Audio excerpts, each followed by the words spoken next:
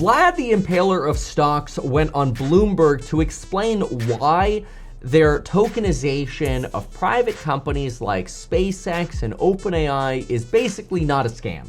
This is because people have been alleging that what companies like Republic or Robinhood are doing is they're not actually buying stakes in OpenAI or SpaceX and then tokenizing that sort of bucket by slicing it up and then selling you slices. They're basically saying there is no bucket of the underlying stock, and they're slicing up some special purpose vehicle contract somewhere, which is like some derivative contract which basically derives its value from the underlying move of OpenAI or SpaceX, but you don't actually get the underlying share. And as a result, you get to, through Robinhood or these other companies, mimic having exposure to SpaceX or OpenAI without having that exposure.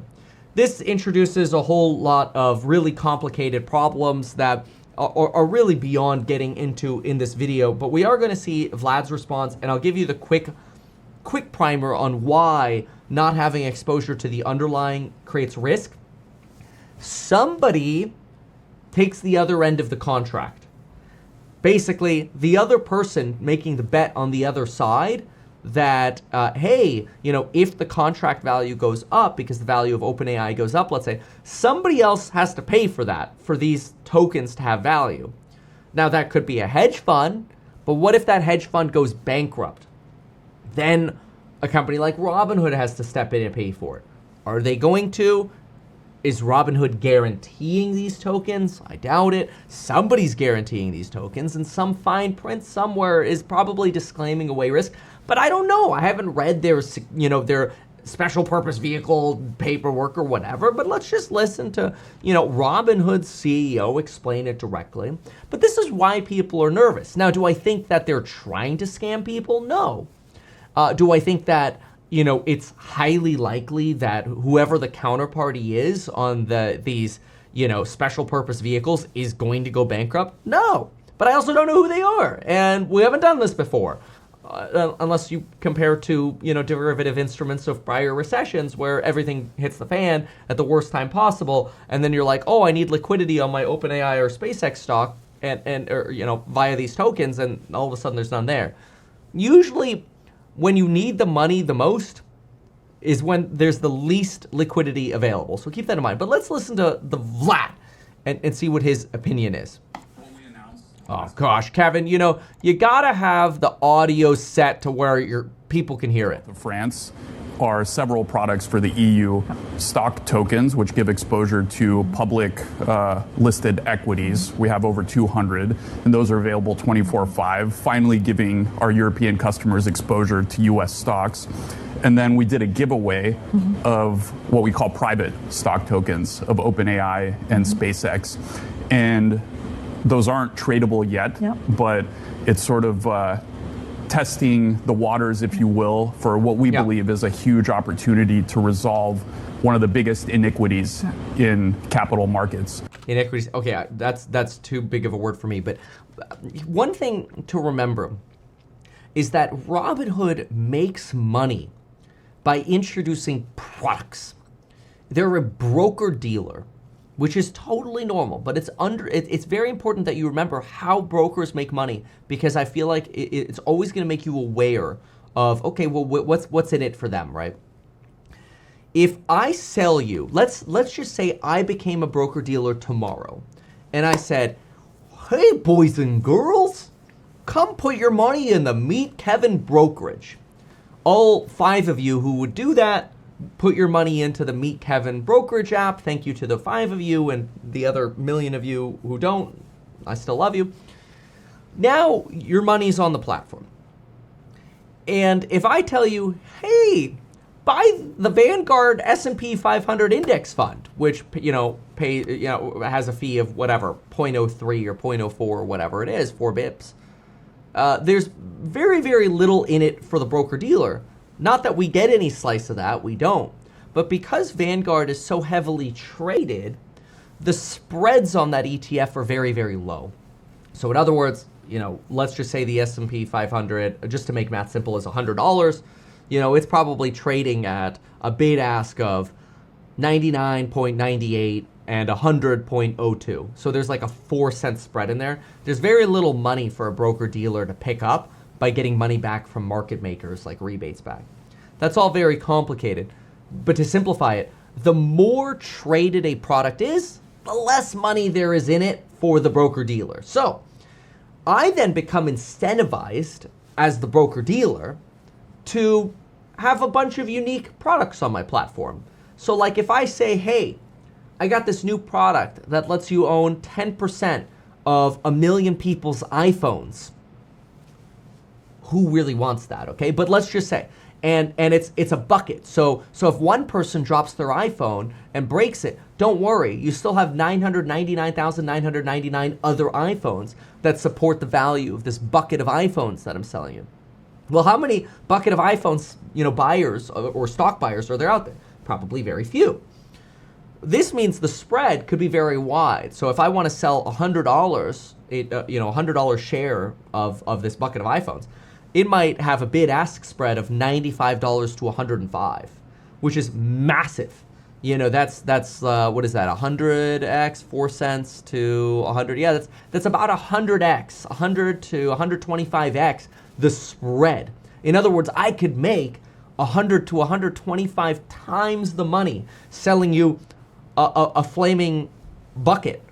Doesn't necessarily have to be flaming. It could be a beautiful bucket. I could sell you this beautiful bucket. And I can make 100 to 125 times as much money selling you that bucket as I could the S&P 500, right? That's just important to remember that. So the more products you can make, the more money you make as a broker-dealer. That's just really important to remember.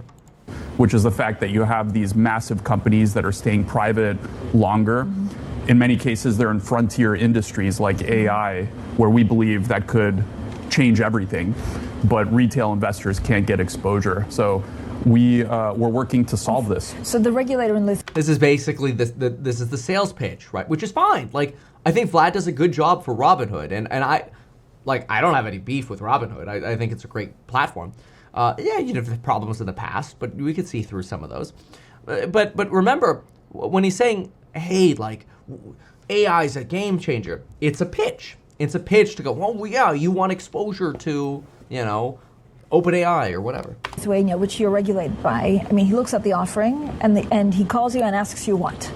Yeah, I think they have some questions. They want to make sure that everything is proper because it's a new innovative offering. Yeah.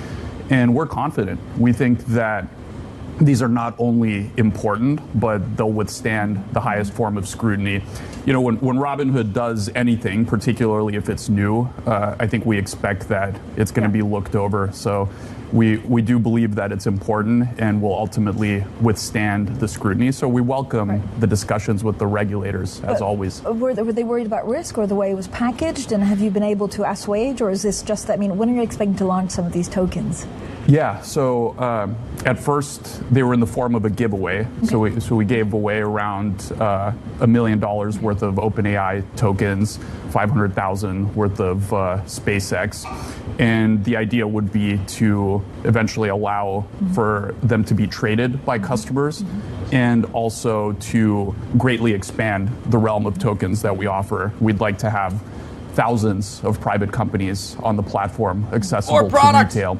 And actually, since our announcement, I've had a deluge of inquiries, private companies that actually want to access retail, to have their shares tokenized, to be a part of this revolution.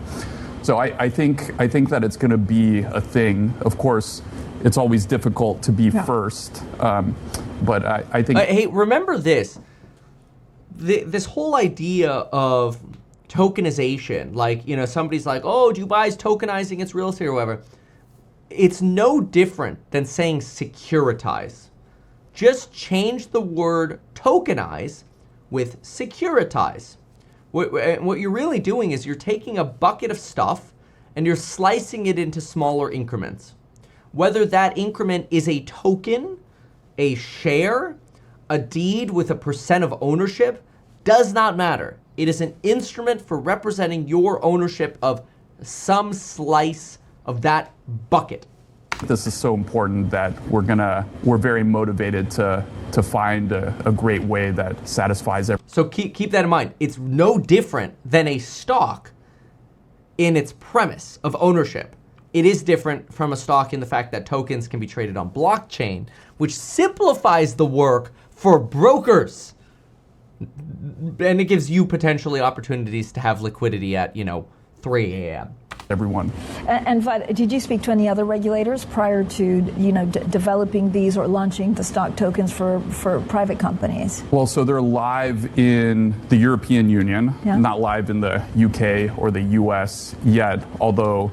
Yes, tokens would require registration with the SEC. It's one of the reasons why with my house hack startup, we're like, oh, should we tokenize what we're doing? And when we talk to securities attorneys or the SEC, they're like, well, it's basically a share. You still have to maintain a dual ledger if you do that. So like the traditional manner and the new measure. So like if you want to do it for marketing, you can, but you're going to do twice the work. And it still has to be a registered security. So you don't get around securities registration because you're a token. Like you still have to deal with it. We're very keen to find a way to give retail exposure to private companies here. And of course, we have ongoing discussions with all of our regulators as part of the course of running a regulated business. And confident that they'll be happy with it. I mean, it'd be wildly exciting, right? And keep in mind, one of the reasons he's on this roadshow right now is because the European Union is investigating Robinhood's tokenization offer, because OpenAI basically said, hey, we have nothing to do with these tokens. Like, we never sold shares to Robinhood, which is fine because Robinhood could have bought them on the private market. But Robinhood's basically saying, oh, we would have agreements with other parties. Okay, well, do they have the underlying? We don't know those details, right? And I think that's just where regulators are kind of like, all right, does this pass the sniff test? Which, remember, that's their job. It's totally normal for a regulator to ask any company that is fundraising, hey, like, you mind if we just take a look around? Like, that's their job. They should be doing that. It's kind of like, don't you want the FAA to every so often check in on American Airlines? Yeah, that's what we pay taxes for. If it were, for example, launched in the UK, what kind of things are they asking you to do to make sure that it's fine to do? Yeah, I mean, I'm not sure the full extent of their questions. They probably just want to make sure that everything's clear to customers. I think